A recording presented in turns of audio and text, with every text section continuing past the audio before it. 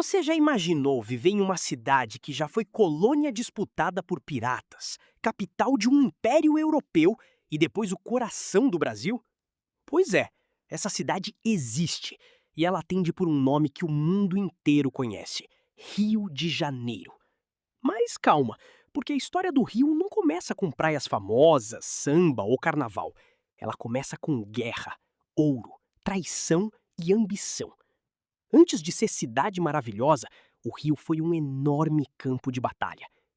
No século XVI, portugueses e franceses disputavam ferozmente uma riqueza que hoje muita gente nem imagina o valor que teve: o pau-brasil. Essa árvore nativa da Mata Atlântica era valiosíssima. Servia para tintura vermelha, construção naval, móveis nobres e movimentava fortunas. Na prática, quem controlasse essa madeira controlava dinheiro. E os franceses pensaram: se Portugal não ocupar, nós ocupamos. Foi assim que eles entraram na Baía de Guanabara e tentaram dominar a região. Sim, a Baía de Guanabara já foi palco de guerra internacional. E calma, porque isso é só o começo. Mas o que aconteceu depois mudou a história do Brasil para sempre. Em 1565, surge um homem com uma missão quase impossível. Seu nome era Estácio de Sá. Com apenas 34 anos, ele recebeu a tarefa de expulsar os franceses e fundar uma cidade naquele território disputado. Entre batalhas, tiros de canhão, flechas e sangue, nasceu uma nova cidade. Nascia o Rio de Janeiro.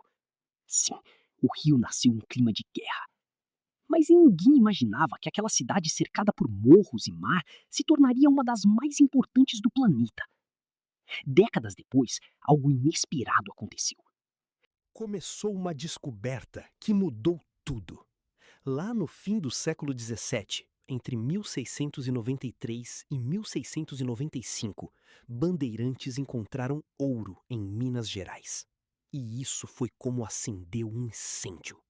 De repente, milhares de pessoas começaram a correr atrás de riqueza. Era o começo da corrida do ouro no Brasil. E não demorou muito. Minas Gerais virou a região mais rica e mais populosa da colônia. Mas tinha um problema. Todo esse ouro precisava sair dali. E Minas não tem mar. Agora pensa comigo. Como transportar toneladas de ouro naquela época? Até existia um caminho por São Paulo, mas era praticamente uma jornada de sobrevivência. Mais de 3.000 quilômetros, rios perigosos, doenças, fome. Muita gente nem chegava ao destino.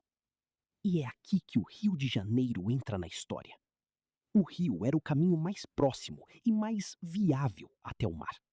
E por isso, em 1707, a coroa portuguesa criou uma rota direta, o famoso Caminho Novo, parte da Estrada Real. A partir daí, tudo começou a passar pelo rio. O ouro descia das minas, os impostos eram cobrados ali mesmo. E tudo que precisava subir, escravos, mercadorias, tropas, também passava por lá. O rio virou o centro de tudo. E o impacto foi tão grande que em 1763 aconteceu algo decisivo.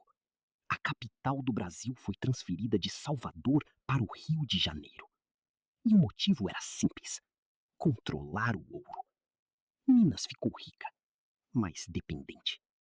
E o Rio? O Rio cresceu, enriqueceu e se tornou uma das cidades mais importantes da história do Brasil. Mas o que quase ninguém te conta é que muitos lugares dessa época simplesmente desapareceram. E alguns deles guardam histórias que foram praticamente apagadas. Imagina só, você tá andando por uma cidade do interior do Rio de Janeiro. Ruas tranquilas, clima de fazenda, e do nada, bum! Luz elétrica acesa, quando o resto do Brasil ainda vivia na base da lamparina. Essa cidade existe, e o nome dela é Campos dos Goytacazes.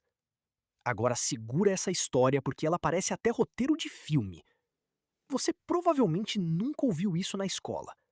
Mas muito antes de várias capitais brasileiras sonharem com eletricidade, Campos já brilhava no escuro.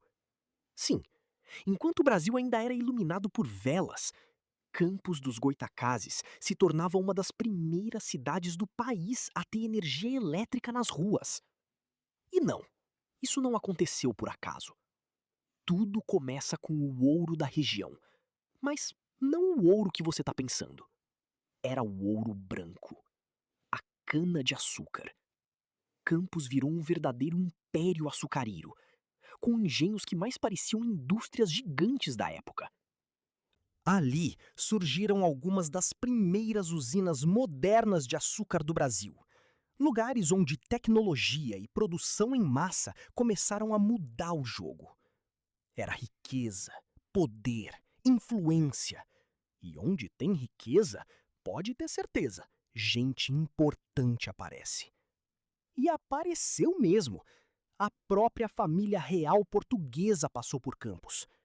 Isso mesmo. Domínios rurais, engenhos poderosos e uma cidade crescendo rápido demais para sua época. Campos não era só mais uma parada, era estratégica. Agora pensa comigo. Uma cidade do interior, rica, influente, tecnologicamente avançada, com luz elétrica antes de muita gente e visitada pela realeza. Por que ninguém fala tanto dela hoje? O que aconteceu com esse gigante escondido do Brasil? Será que Campos já foi mais importante do que muita capital por aí? Ou será que parte dessa história foi simplesmente esquecida? Você acha que já sabe tudo sobre a Praça 15 de Novembro? Então se prepara, porque o que aconteceu ali vai muito além do que te contaram. Tudo começa quando aquele lugar ainda era o Largo do Paço, o coração do poder no Brasil colonial. Foi ali que reis pisaram, decisões foram tomadas e o destino de um país começou a mudar. Em 1808, a chegada da corte portuguesa transforma o Rio de Janeiro no centro do império. Mas é alguns anos depois que acontece uma das cenas mais tensas da nossa história. O famoso Dia do Fico. Em 1822, pressionado a voltar para Portugal, Dom Pedro I toma uma decisão que mudaria tudo. Diante de um Brasil à beira do colapso político, ele declara: se é para o bem de todos e felicidade geral da nação, diga ao povo que fico. E onde esse clima de pressão, reuniões e decisões fervia? Ali, na região da Praça 15, dentro do antigo Paço. Era o início do fim da ligação direta com Portugal. Mas a praça não parou por aí. Ela também ficou cercada de conhecimento e poder cultural. Ali perto está o imponente Real Gabinete Português de Leitura, um dos lugares mais impressionantes do Brasil, com milhares de obras raras trazidas de Portugal.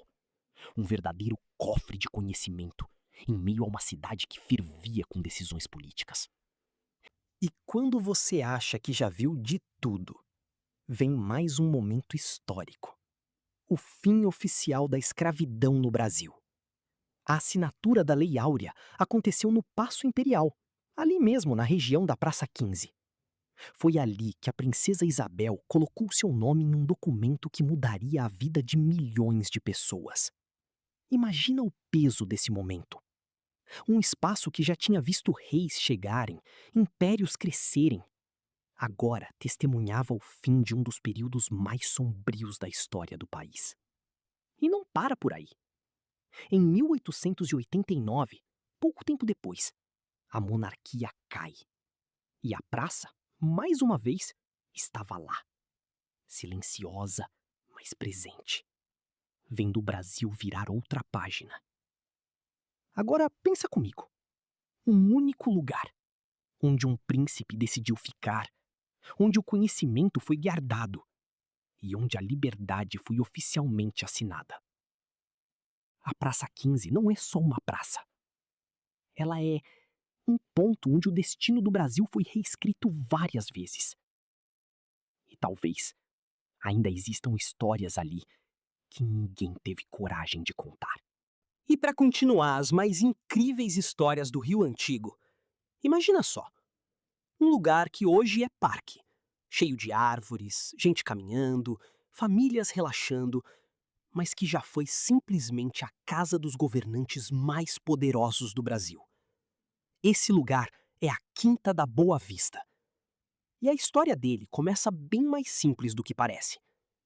Lá no século XVIII, aquilo ali era só uma grande fazenda afastada do centro do Rio de Janeiro. Nada de palácio, nada de luxo. Só uma casa confortável com uma vista bonita. E foi exatamente isso que deu nome ao lugar. Boa Vista. Agora vem a virada de roteiro. Em 1808, a família real portuguesa foge da Europa e chega ao Brasil. De repente, o Rio vira o centro do império.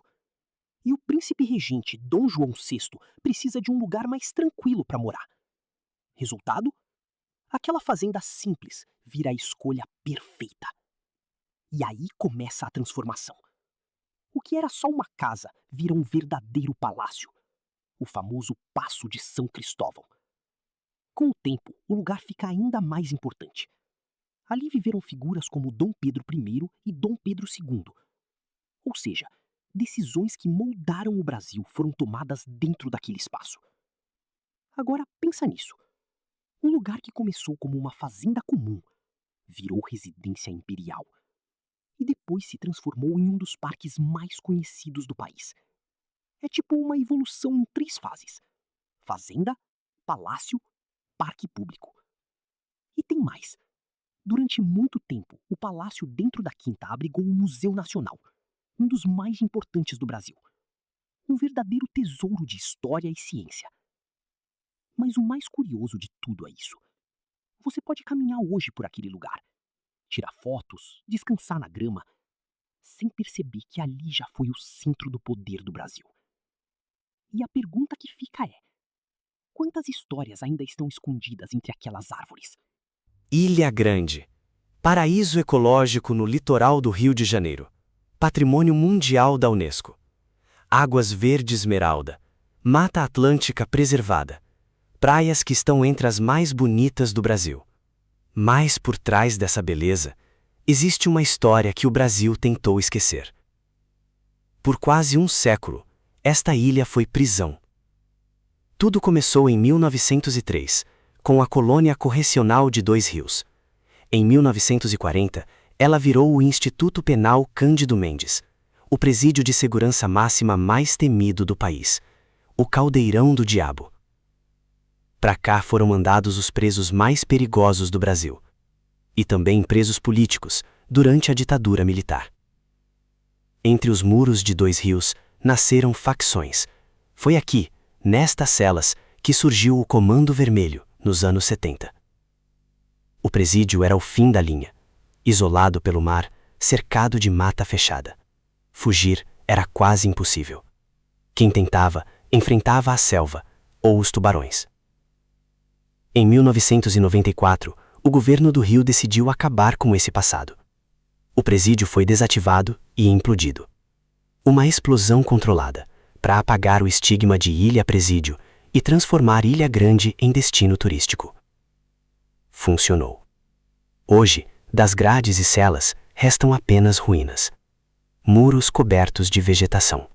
Corredores vazios, onde a natureza retomou seu espaço.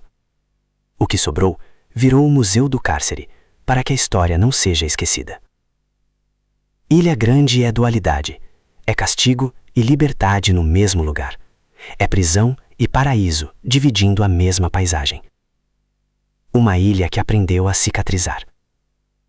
E agora que você conhece essa história, vai olhar para a Ilha Grande com os mesmos olhos? Se você, como eu, é apaixonado pelo Rio, clique no sininho, curta e compartilhe para ouvir mais histórias interessantes como essa.